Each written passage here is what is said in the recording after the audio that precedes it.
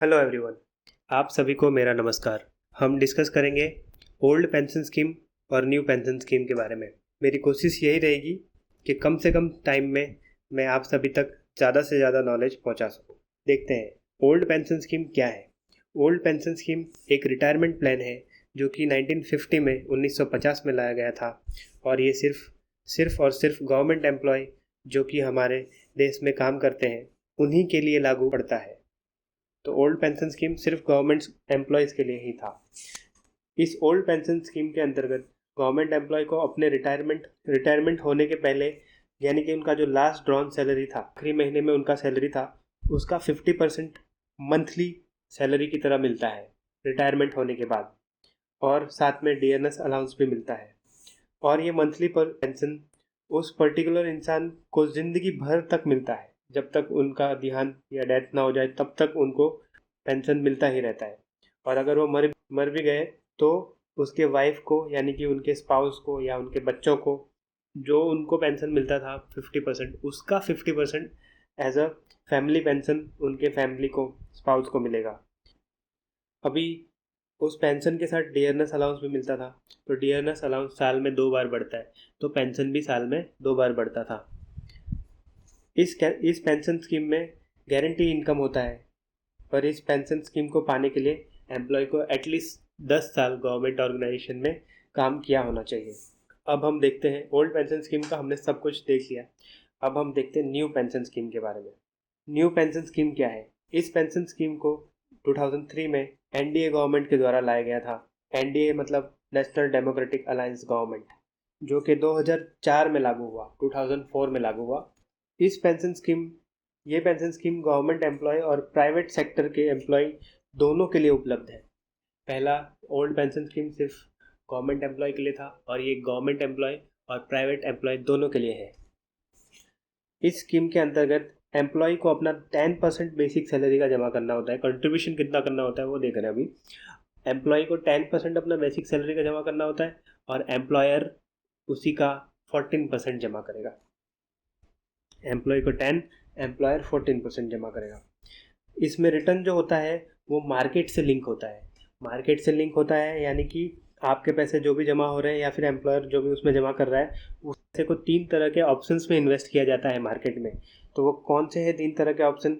Equity, डेब्ट और government securities. जिसको डिनोट करने के लिए इक्विटी को सी से डिनोट करते हैं, डेब्ट को डी से और गवर्नमेंट सिक्योरिटीज़ को जी से। इनमें से किस में कितना इन्वेस्ट करना है वो एम्प्लॉय और इन्वेस्टर या सब्सक्राइबर जो भी है वो अपने सहूलियत के हिसाब से चूज़ कर सकता है।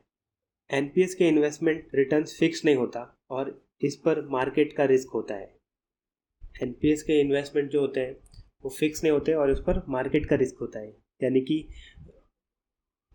जैसा मार्केट ऊपर नीचे जाएगा, ये जो इक्विटी, डेब्ट और गवर्नमेंट सिक्योरिटीज़ है वो मार्केट इंस्ट्रूमेंट्स है, फाइनेंशियल इंस्ट्रूमेंट्स है।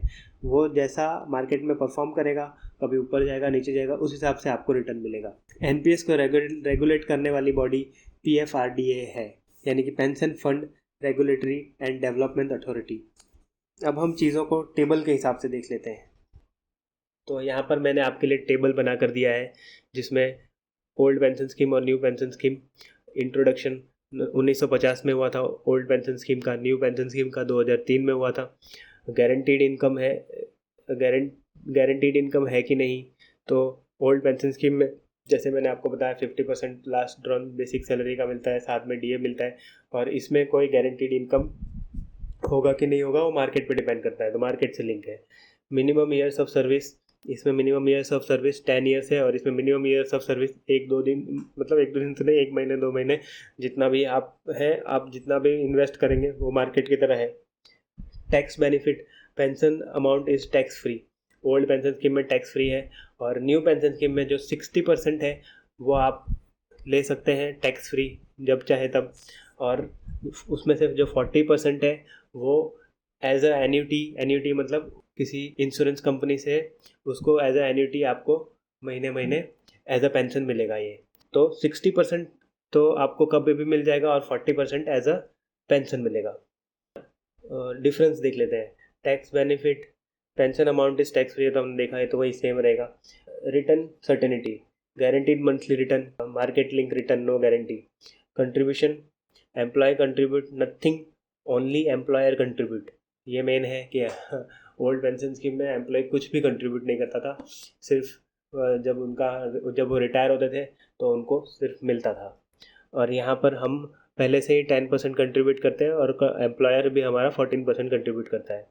Eligibility only for government sector employ, और इसमें गवर्नमेंट और प्राइवेट दोनों है, प्राइवेट सेक्टर गवर्नमेंट सेक्टर दोनों है. 18 से 65 साल तक कोई भी उसमें जुड़ सकता है. Flexibility, monthly fix monthly income, no flexibility. और इसमें more freedom to choose asset allocation and generate higher returns. हमने पेंशन स्कीम के बारे में और new pension scheme, old pension scheme के बारे में सब कुछ सारा डिटेल में जान लिया. तो अभी ये भी देख लेते हैं कि कुछ स्टेट जैसे कि राजस्थान, छत्तीसगढ़, झारखंड, पंजाब और हिमाचल प्रदेश वापस से ओल्ड पेंशन स्कीम को अपने अपने प्रदेश में लाना चाहते हैं. तो क्यों, और इससे क्या असर होगा, क्यों लाना चाहते हैं? पहला तो ये कि गारंटीड इनकम था ओल्ड पेंशन स्कीम में, इसलिए कोई रिस्क नहीं था मार्केट का, इसलिए उनको कुछ जमा नहीं करना पड़ता था ओल्ड पेंशन पाने के लिए.